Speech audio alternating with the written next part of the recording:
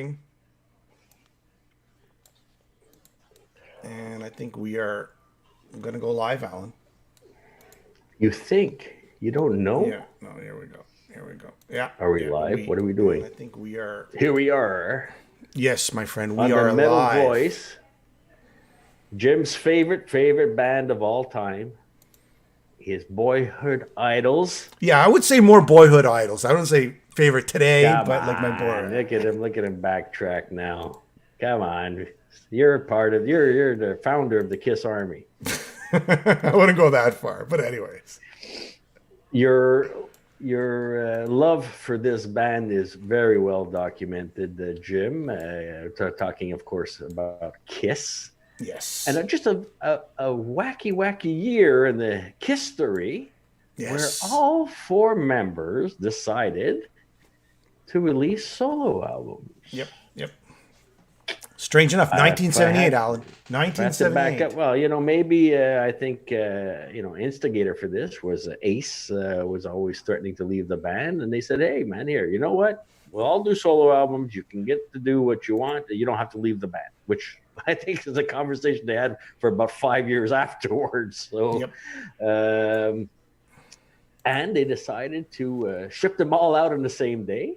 What were the numbers again, Jim? You were just telling me. 4 million copies. 4 million. I know it sold. So double platinum. Bill O'Coin had this idea, right? We're gonna get 4 million because they thought each one could do 1 million because that's what the Kiss albums are pretty much, worldwide doing. So they go, each album will represent 1 million, so we'll have 4 million.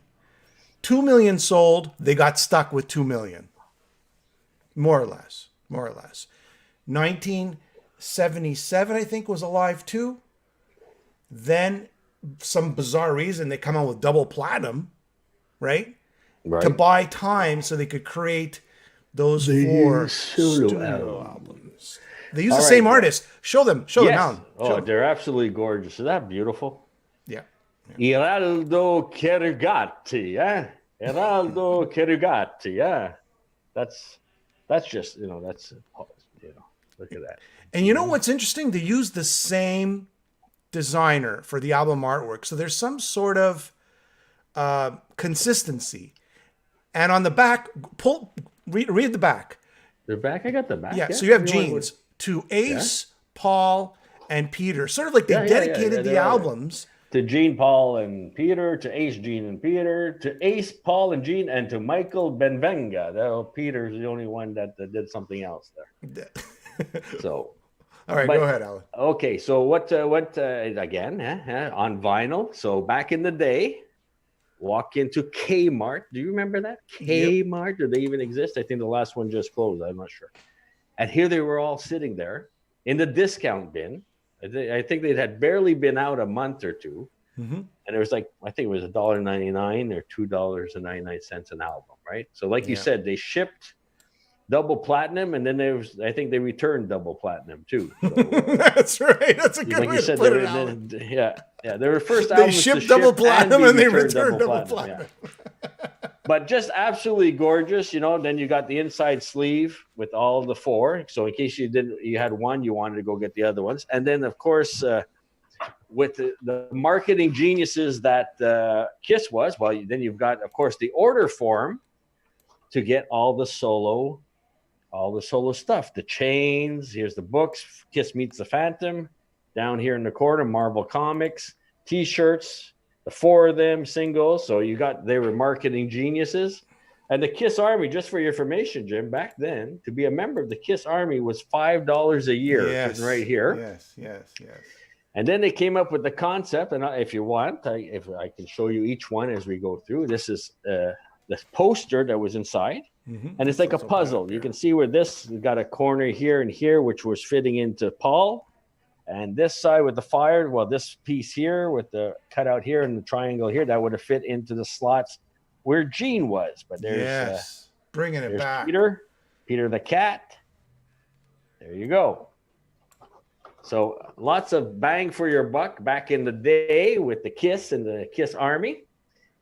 And Peter did something a little extra even in his. Here's a little sheet describing all the songs who wrote what, who played on what, all the who sang what. I'm just trying to see if anybody really stands out here as the players.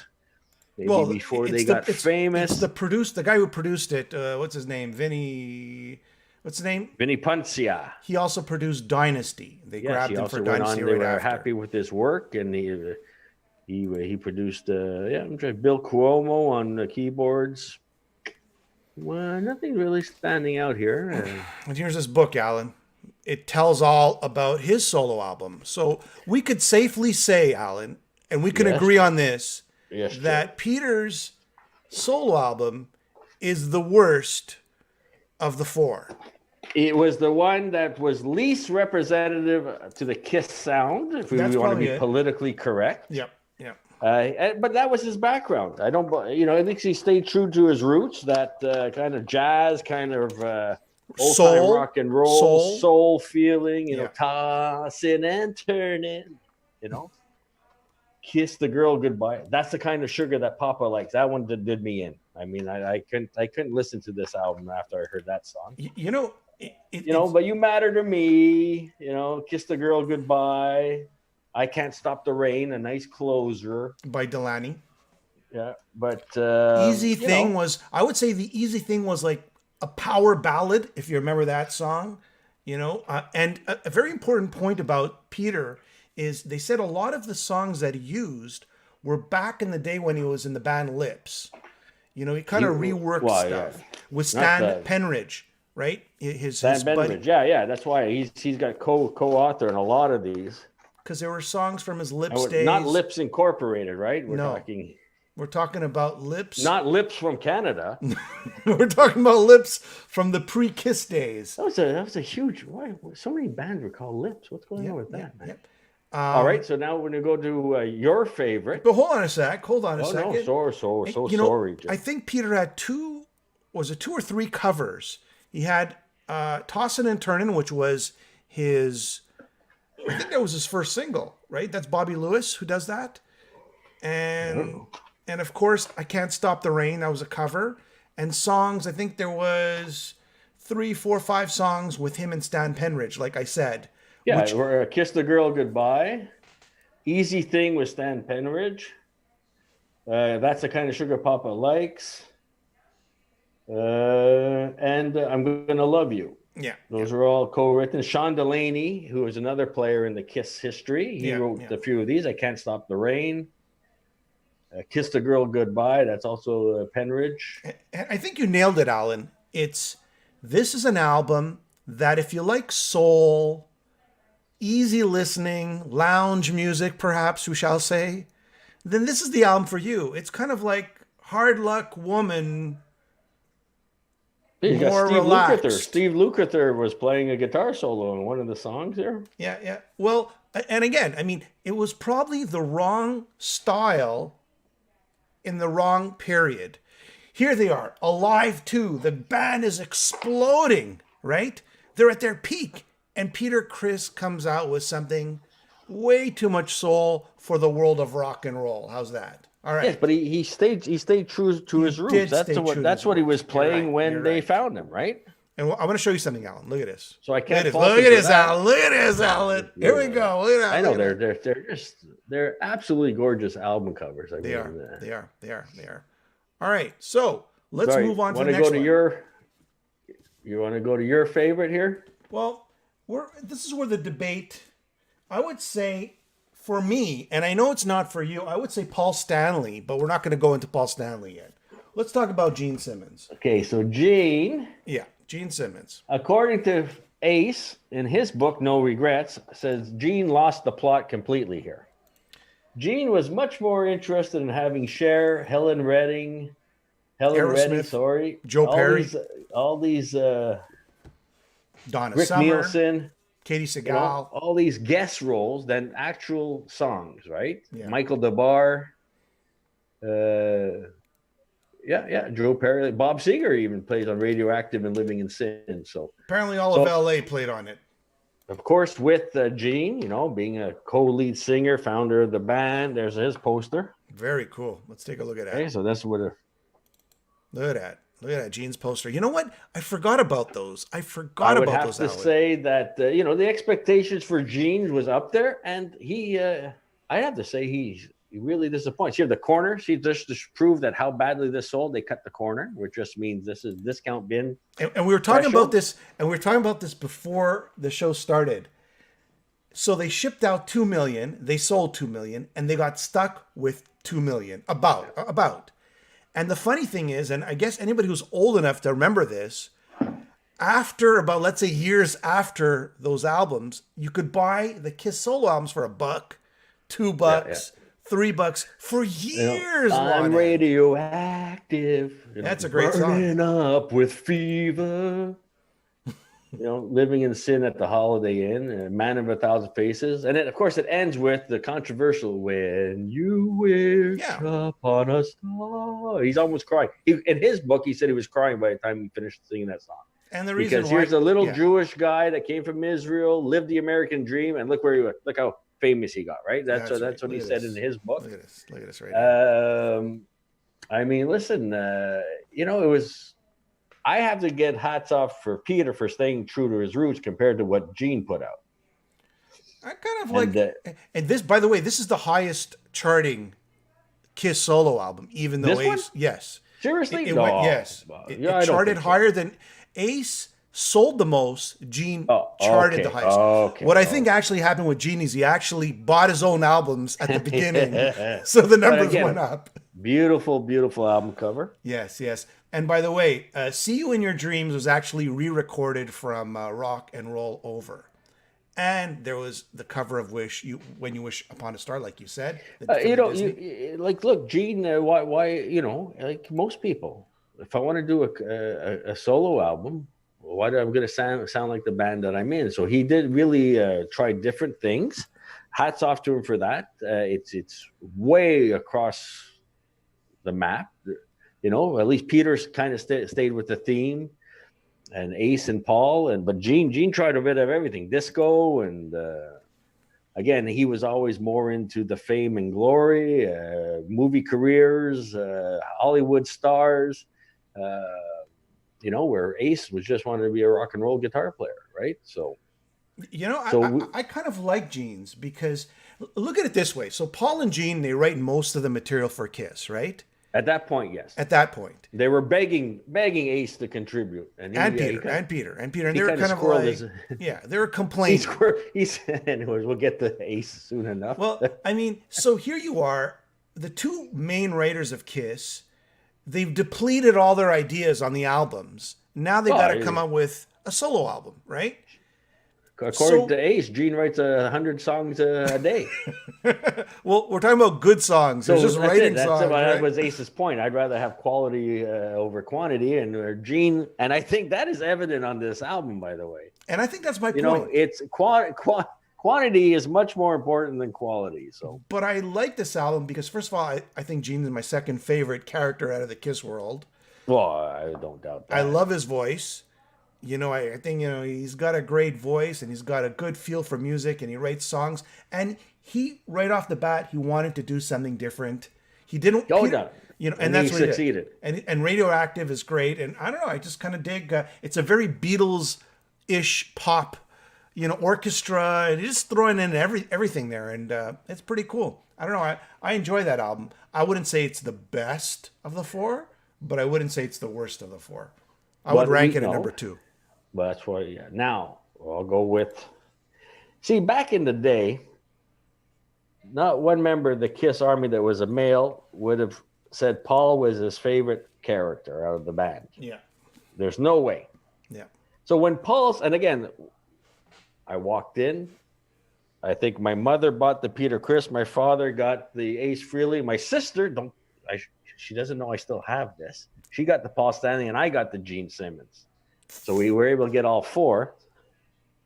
And I can honestly say that throughout the years, I think this is the best Kiss album of all time.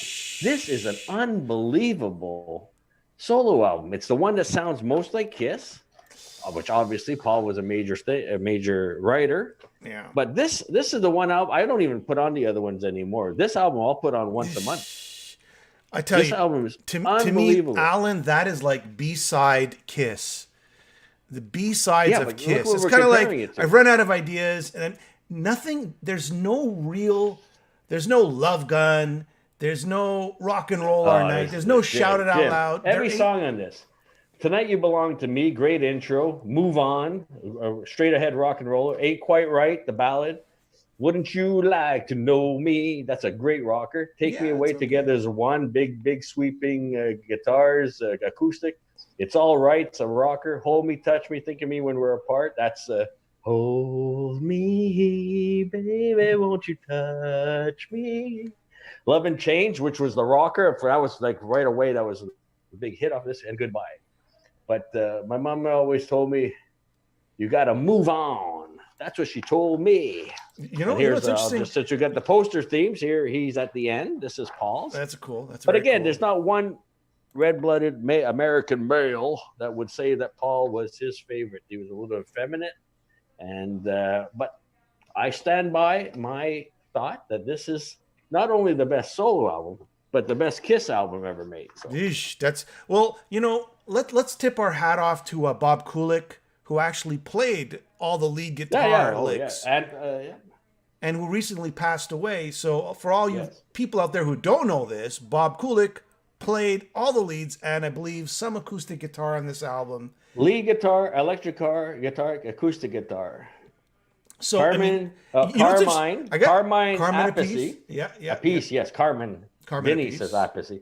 Carmine Appice plays the drums. Eric Nelson's got bass guitar. Yep. So, yep. And again, that beautiful album cover from our friend. But this album, again, I can put it on anytime. And again, back in the day, this is the one I liked the least because of the Paul character, I would say, more than the Love and Chains. That was a good hit. I would agree that was a hit right away. But over time, with the more mature tastes, I can say that that's one of my favorites. All right, here's some comments here, Alan. Okay. Jimmy likes Ace's extremely deep lyrics. Ha. Well, we haven't done Ace yet. How would he know that? And Vanta Block is saying, I almost choked on my Oreo cookie. Did you say Paul's album was the best Kiss album, Alan? That's my feeling. That's Alan's feeling. And to be clear, when it first came out, it wasn't, but it is now, right? Yes. It was my least favorite song because Paul was the one that's why I got the Gene Simmons. I like Gene's character. Peter, I was expecting a lot more out of. Me too. And look, we're talking, 1978 guys, okay? Yeah. So Jim and I were about this tall. It was a little shorter than that. And we were just getting our feet wet in the world of rock and roll. I mean, I was listening to Alice Cooper. I was listening to BTO. So Kiss was a bit of a foreign entity. And we were getting our feet wet with the solo albums. What's wrong with that? You know what? I think my first album was Rock and Roll Over. And then my second album was actually Ace's solo album. Now, you had your parents and your sister buying you all the albums. Well, you know what? I just had some change, maybe cutting the grass. My parents gave me a few dollars, and I could at $6.99 I had to buy it, right? Oh, Jim, discount bin, man. $1.99. Well, no, I mean when it first came out, that's when I wanted to buy it. I saw Ace and Gene were my two favorite characters. Look, you walk into a store, right? You're going in to get, I don't know, sneakers, right? At Kmart. And there you go. There you go. As you walk in, you got this waiting for you as you walk in. How can you not pick up a copy? Marketing geniuses, those guys. Right, Jim? Well, I think, how's this? Never in the history, and Alan, you nailed a great point there. Never in the history of music has a band released 4 albums at once. I mean, Guns N' Roses did it, right, with Use Your Illusion 1 and 2. Springsteen did it, 1 and 2. A few other bands had 2 albums at once, but never in the history of music, at least to my knowledge, a band releases 4 albums at the same time.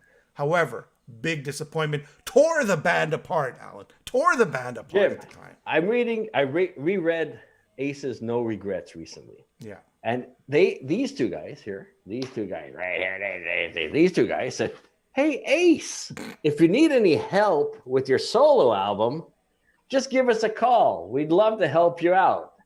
And he comes out with, first of all, probably the biggest hit out of all four with New York Groove, the cover of New York Groove, right? That's still played on Sirius XM radio to this day. Yep. Wiped Out, Fractured Mirror, which was a classic, right? Snowblind, Ozone, Speeding Back to My Baby, Rip It Out. This back in the day was my favorite Kiss album. Oh, to me, it is solo my favorite. album. Solo album. Yeah. And you know, I mean, so while these guys were writing thousands of songs a day, yeah, Ace was squirreling his away for when? For an album like this one. Yeah. I mean, there's some really, you know, Speeding Back to My Baby, Rip It Out. Wow. Snowblind, Ozone, What's on Your Mind, New York Groove, I'm in Need of Love. And he's got a quirky voice too, Alan. He didn't have the voice. He didn't have any. That's why he didn't want to participate on a lot of the earlier songs. He didn't have. Now, what's funny after these albums? Look at Dynasty that came out next. Who sings half the songs on that album? Yeah, Ace. Well, no, not a third. Half. A third. He sings three times more than he did on previous albums. Yeah. And also, he also sings 3 songs, I believe, on Unmasked, which was like a. Yeah, whatever. well, who cares? Yeah.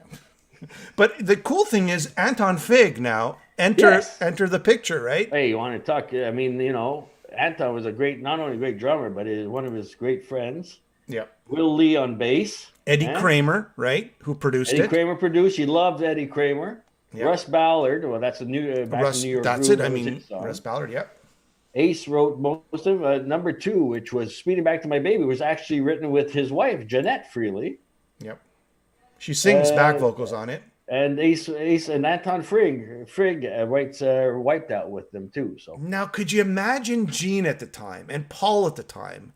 You know, the guys who've been steering the Kiss ship, keeping everything going.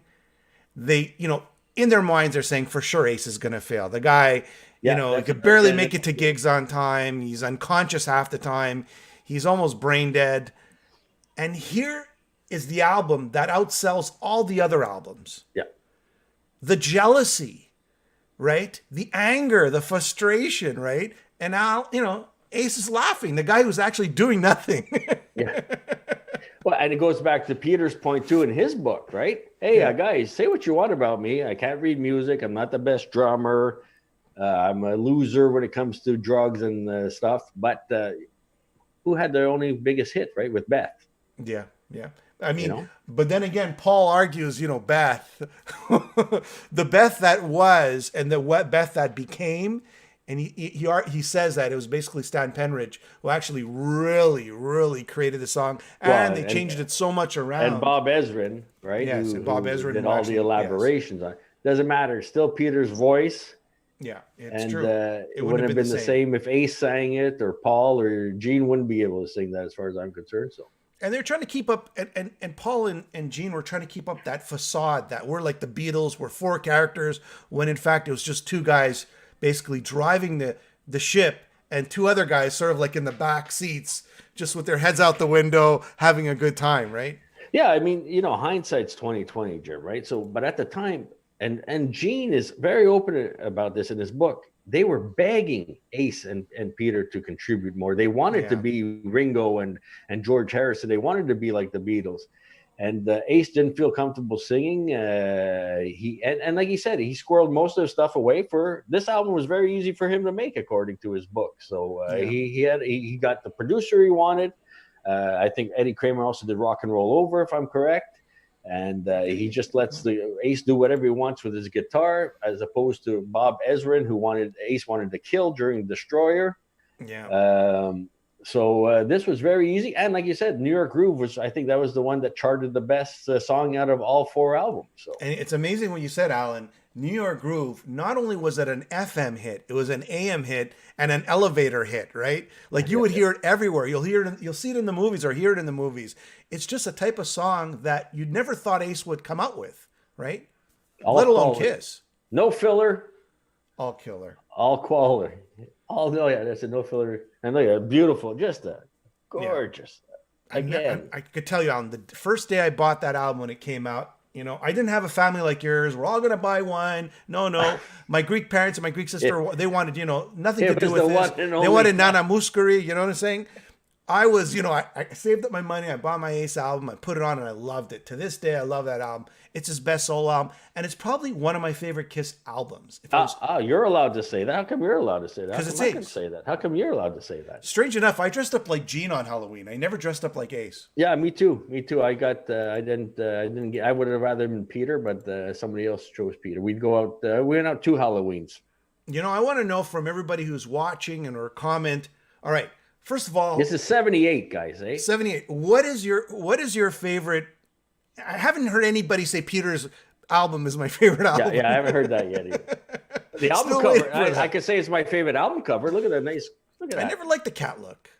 I would want more of a scary look at the cat. Colors, just everything. Yeah, it's beautiful. You know, it is beautiful. I want to know, what is your favorite Kiss album, and why, and anything else you want to say about these 4 albums. Have you loved one album more than another over time? So Jay Reve. So Gene's got. They all got 9 songs, except Gene's got 11. Well, he's got to have 11. That's it, Fractured Mirror. Jay Revell is saying that's his favorite song. What is your favorite song from all the albums? Fractured Mirror is, you know, an instrumental for those people who don't know. They're still talking about Fractured Mirror to this day, right? Yeah, there's something, and you're right. He was squirreling. I mean, Fractured Mirror influenced, you know, tons of guitar players. Yeah. Right? You know what I find funny about Ace? I love Ace. He's got a great tone, but it seems like he's always playing the same solo. Right? And I'll take your word. And all these people are saying he influenced generations of guitarists. I love Ace. Ace and Gene are my 2 favorites. Because they're rock stars. You know, they got that rock star image, right? But I always find that when he says he influenced guitarists, I don't know. Star Child. You know what? I got turned off with the Star Child back in the day. He scared me. Everybody did. I didn't want to admit it, you know, like everybody did. Yeah. And Peter, you know, his makeup, I don't know, man. I never dug it. Maybe I don't like cats. Maybe you don't like cats. You just prefer demons, I guess. Okay, so now people are saying Destroyer, Alive. Okay, hold on a second. Well, what do we need a ranking of albums now. Okay, so I would do it like this, and I'm going to tell you, Peter on the bottom. Elder number 1 for Peter Jimmy. on the Jimmy's got the Elder. Well, the Elder's up here. Peter on the bottom. All right, I'm going to rank these right here. Peter on the bottom. We're talking these 4 or what? Yes. We're going to rank these 4. Okay. Peter on the bottom. Go ahead. Peter on the bottom, and then after Peter, Paul, because I don't know, man. To me, they're all B-side Kiss songs. I mean, they're just... It's the most Kiss-sounding album, It is, but it's the songs, the throwaway Kiss songs. Like, you know what? They're never going to really be on a big Kiss album. They're kind of like, I disagree. But I do like Bob Kulick's guitar solos because they sound so much like Ace's. Do your best. And I hate to say that. The guy's dead. Ace sounds the same all the time is what you're saying. So that's quite the compliment you just paid to Bob okay, Kulick. How's this? Eddie Van Halen. I love Eddie Van Halen. He's got his own sound. But he kind of sounds like he's playing the same solo, more or less, right? You keep digging that hole, Tim. Same with that Ace. Keep digging that hole. Eddie Van Halen. I love Eddie Van Halen. And I love Ace, but they do seem to play that same sort of solo. I'm more not than sure once. about that. Randy Rose now, on the other hand, he's just all over the map. But anyways, so Peter on the bottom, then Paul, because like I said, it's just throwaway Kiss songs. You know, there's no song that really I'm singing like Rock and Roll All Night or Shout It Out Loud. There's no Beth. It's just sort of like B tracks of Kiss. Then I put Gene's. Okay? Because I like Gene. I like his voice. I think he's shooting out of the box and he's doing great. Then watch this. This is Gene. Then Ace. You see that? See, these guys are all stuck together like a hamburger, right? Like 1, 2, 3, like a hamburger. I think, and then all the way up there is Ace. Ace is on par with any of the, let's say, 7 classic Kiss albums. That's how I look at it. Now, okay, go ahead. What's stage is yours. What's interesting is what you said earlier too. Like, okay, now we're talking 1978. Yes. We got all 4 albums. Okay. Yeah. I like Gene's first. I like Ace's second. I like Peter's third. And I like Paul's last. Okay. Now, today, all these years later, I'd have to say I might even put Peter's ahead of Gene's. Yeah, because Gene, I mean, his voice is atrocious. I'm sorry. This is the first album you can say, "Oh my gosh, Gene cannot sing. He cannot sing." Okay. So, and Gene, because of the disco influence and everything, I would put Gene at the bottom. I would put Peter slightly a hair ahead, because at least he stayed true to himself. And I love Peter's voice.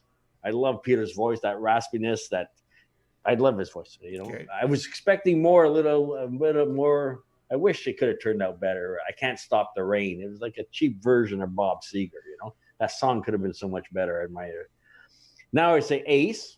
Ace, because there's some stuff on there that's really dated. Okay, you can put oh, come on, what? Really dated. Rip it out. Yeah. New York groove, man. I mean, that's the late 70s right there. You know. What's on your mind? You know, Speeding Back to My Baby. I love that. But, you know, it's good. It was good for the time. But now listening to it, it sounds a little dated to me. Rip It Out does it. Rip It Out's great. Fracture Mirror, What's on Your Mind? That's a bit of a filler for me there. But I'm in Need of Love is a great song. And that's why Paul, I could put it on at every one of those songs. And again, this is the one I hated the most in 78. Maybe because my sister wouldn't let me listen to it. I don't know. Now it's one that I can put on and enjoy as much as any other Kiss album. So okay, all right. So there you go. All right, no. But it's perspective. Times change, Jim? Like, you know, it's strange enough. When I first heard all four of them, because I couldn't afford to buy all four of them, I could only afford to buy one. And we covered that. Yeah. So my cousins had the other three, right? The missing one. The missing links. Yes. And he put them on, and I just said to myself, "Thank God I didn't buy these albums." Like I at the time, I couldn't stand them. Like literally, I couldn't for sure. stand them. Like I go, "What is this? Why are they doing this? Is this the same band I loved?" And then to top it all off, actually, I did like Dynasty, but they kind of really went into another direction, right? Yeah. No, I agree with you. I mean, yeah, I would have had the same feeling there. Here's a question for you, Alan, from Vata Black. Here's a question. Kiss albums with or without makeup? Which do you prefer? Well, again, Jimmy's the huge Kiss fan. No, you're a big fan too. I was far from being a huge Kiss fan. I didn't listen to them at all in the 80s. There's some really good songs like Hide Your Heart, and there's some I like, but I kind of lost track. I think Jim's probably better placed to answer that. So I would have to go with the makeup. Yeah, I would go with the makeup. Kiss, the first album, I think is excellent. Dress to Kill is pretty good. I don't like Hotter Than Hell. I like Rock and Roll Over. Rock and Roll Over is incredible. Destroyer is probably one of my favorites. Yeah, Destroyer. And of course, Love Gun is excellent. And Dynasty, Love Gun's underrated. I think that's an underrated album. I think there's a lot of good songs on there. I mean, Christine 16. Christine 16. Oh, I love it. It's got a little piano thing there. Little beat. I stole your love. And look, and then Dynasty. What's your thoughts on Dynasty? Okay, today or back in 1978? All right, back in 1978 and today. 1978 is like, man, I was made for loving you. I mean, that's everybody was listening. The Village People, the disco, you know, everybody. Rolling Stones were doing Beast of Burden and all kinds of, you know. And Kiss, but there's some really charisma. I don't mind charisma. What is ma? Yeah, and Ace's songs are great. 2000 Man, Rolling Stones cover. Yeah. I think he does it better than the Rolling Stones. Again, what you have to understand that I wasn't like you, Jim. I discovered Kiss later. I got the solo albums. I got into Van Halen. I got into April Wine, a whole bunch of other bands, and then. Collectively with my friends, they started listening to earlier Kiss, and we you know, I'll take this album off of you, you know, and then I was listening to all their, you know, Dynasty, and so it was but now we're talking, you know, 80, 81, you know, 82 maybe. So I came from a different perspective as you were pretty much buying every Kiss album as they came out as of 77, 78, 79 probably. Yeah, I was. Tom is saying, I'm going to answer the question. I didn't finish. But Tom's saying, Love Dynasty, saw the tour in 79, and this band by the name of Judas Priest opened for them. That's cool. Oh, well, hey, man. Gene is right when he says that. Yes. They were not scared to have Rush, anybody open for Rush, Priest. Iron Maiden. Oh. I think later on, Accept open for them. I mean, there's just, you name it, everybody's open for them, and they'd take on anybody. They were not scared because they knew their show. Nobody was ever going to top it. So. Yeah. Marcy says, have you heard Ace's new album? He had like 3. Well, I mean, actually, he's had his new album. Let's see. He had a covers album, and then the one with the spaceship. Yeah, they're not bad. They're pretty good. Not the covers one. The covers one, yeah, it's just covers, right? But the ones before that, I can't remember what the names are. Do you remember? No, you don't care. Yeah. Do you? No, you don't. You're. I said I stopped. Look, I forgot, man. I forgot. You know what? I'm curious. Well, now. I'm curious now. I just want to know what these albums are. Jim, that fellow who asked the question about the Kiss makeup or no makeup. Yes, that's the question. Honestly, the only albums I've actually gone out and purchased besides the Gene Simmons solo album, Revenge. Yes. Revenge and A Kiss Alive 3. But God gave rock and roll to double you. Platinum. I got double platinum too, because you wanted the earliest stuff. But that's it. Those are, I think, the extent of I got Kiss Alive used, but now we're talking, 30 years after it came out, right? In the used record store. Kiss Alive 2, Kiss Alive 2. I don't even have Kiss Alive. I have Kiss Alive 2. Oh, here's the Ace albums. Space Anomaly and Space Invader, which were the last 2 albums, and I kind of like them. They're good. But did you buy Frehley's Comet in the 80s when it came out? You know what? I had Frehley's Comet on cassette. Yeah, they're okay. I kind of like. What was it? Double talking. Frehley's Comet. The song that was Rock Soldiers. Remember Rock Soldiers? Yeah. That was sort of like the big one. Into the Night, which was Russ Ballard, who also did that as well. Which is a great song. To get back to Ace's solo album, because that's what the show's about. I mean, Ace said, New York Groove. Yeah, sure, I'll try it. Yeah. Right? He never said no to anything. I'll try it. If I don't succeed, okay, but at least I tried. He didn't say, "Oh, sorry, that's not for me. That's not my style." He was willing to give anything a go. And look at that. That was his biggest hit and the biggest hit out of the 4 albums. So. Okay, hold the thought on Phantom in the Park. What was it? Phantom in the Park? Kiss meets the Phantom in the Park. Remember that? Kiss meets the Phantom, yeah. Hold that thought, okay? I want to finish this. Destroyer's excellent. Rock and Roll, Over is great. Love Gun. I like Dynasty. I do not like Unmask. And here it comes. You ready for this? Yeah, we know. Go ahead. The Elder. Yeah, I know. I know. You love The Elder. The Elder and Creatures of the Night. And then we're talking about, okay, we're taking off the makeup. I only like Lick It Up, and I don't like any other album after that. Crazy Nights, Asylum, Animalize, Hot in the Shade. We'll do another show with our buddies. Revenge, Carnival of Souls, Garbage. We'll do another show with our buddy Stiff Roddy. He could talk about Hot in the Shade for hours. Your camera just went out of focus. I just went out of focus. There fuzzy now. It's fuzzy. And then we have the clone stage, like Sonic Boom and Monster. That's the clone era, where Ace and Peter are clones. But we won't get into that today. All right. I thought Revenge was a good album. I like Revenge. It's okay. I mean, it's got some cool songs on it. I don't think it's their best, but it's some cool songs. It's probably one of the best with the no makeup on. But okay, let's get back to this. Kiss meets the Phantom of the Park. Do you remember when this came on for the first time? I was like, wow, this is a made-for-TV movie. This is incredible. I can't wait. I'm so excited. And, was that Star Wars... you watched it? Yes, that was before. It was Star Wars. Okay. It was Star Wars meets Nancy Drew and the Hardy Boys, something like that, right? Something like that. I don't know what it was. And actually, I rewatched it recently. Man, is it a bad movie? Yeah, but it's fun because it's Kiss.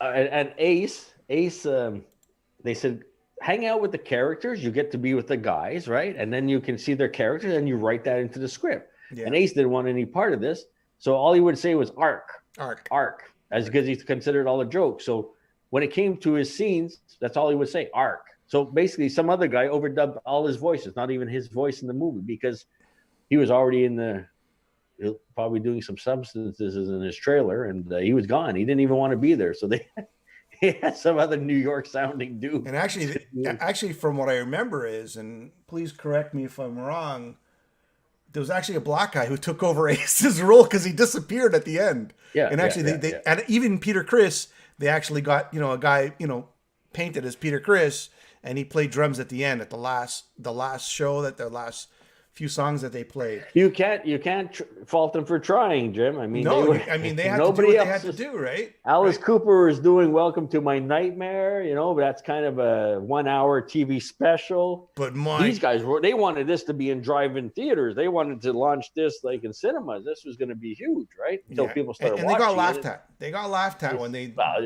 And you think we would learn, but then you had Sgt. Pepper's Lonely Heart Club's band with Aerosmith and the Bee Gees, and which flopped, but that probably cost a lot more. It was a bigger flop. Here's a cool thing. Mark says ABC put on Hard Day's Night on to compete with it, and actually that's what it was. It was Star Wars meets A Hard Day's Night with the Beatles. That's right. That's what they wanted, right? Yeah. Gene's brother was on Only Child. Gene's brother was an only child. Yeah, Gene was an only child.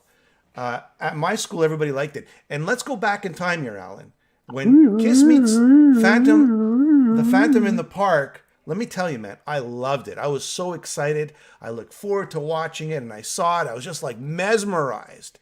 You're a little kid, and you see these cartoon characters on stage. It's like Alice Cooper times 4. It was just mind blowing. But look, the hype has always been bigger than the actual follow through.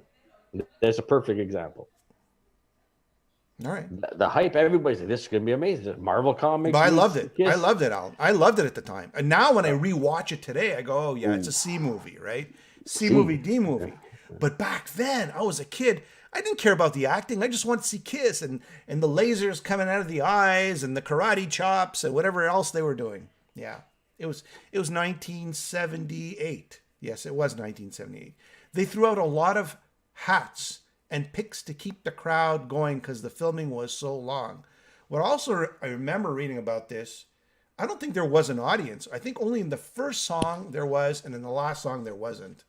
I could be wrong. So, have you rewatched it today? I try not to.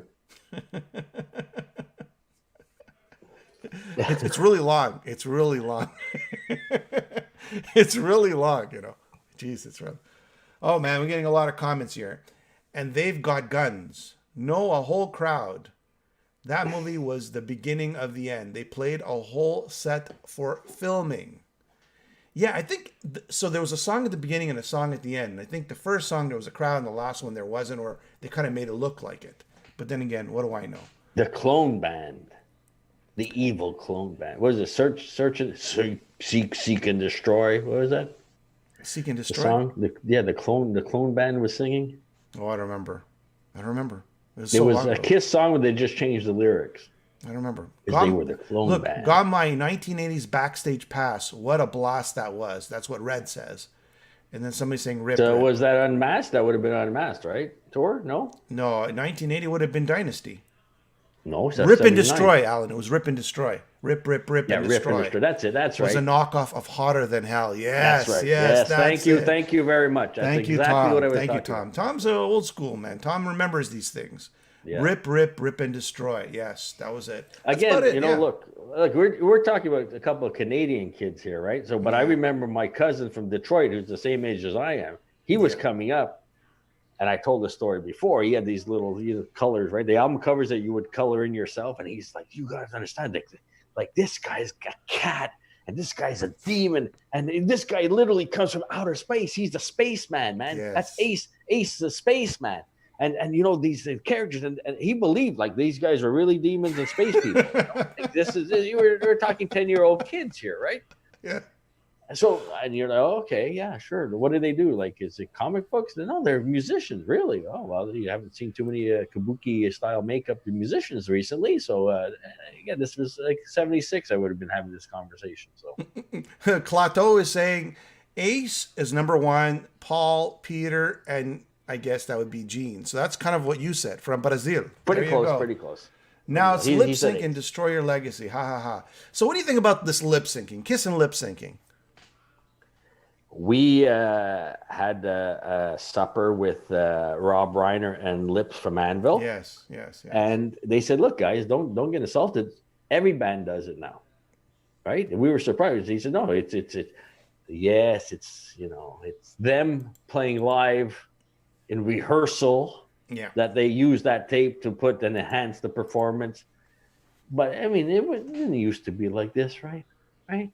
Really? Like if the guy lost his voice midway through the show, he lost his voice midway through the show. It's rock and roll. Eddie Vedder with Pearl Jam, that was a regular occurrence. He wouldn't be able to sing by the end of the show, right? I mean, that's the spirit of rock and roll. Not, man, don't get me started. Like I saw Def Leppard, dude. No, I went to see him too. I went to see him. I just biggest saw him. lounge act, And then it comes out, goes back. The other guy comes, and how are you getting 8 people to sing background vocals when there's one guy in the mic? You'll never know, right? I mean, how's that happening? If they're live.